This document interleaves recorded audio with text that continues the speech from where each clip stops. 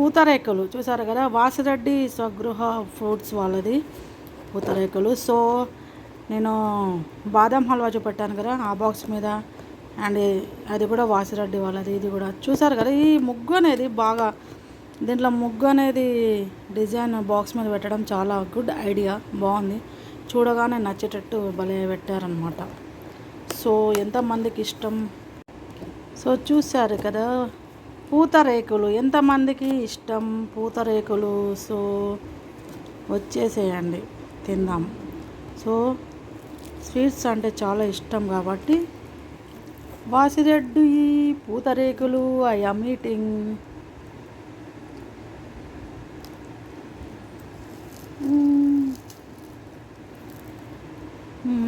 Super, బాగుంది.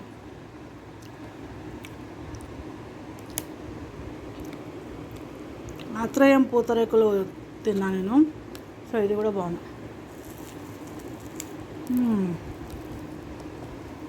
Nice.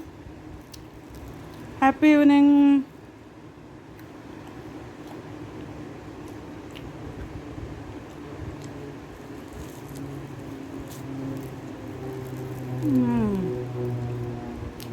Super.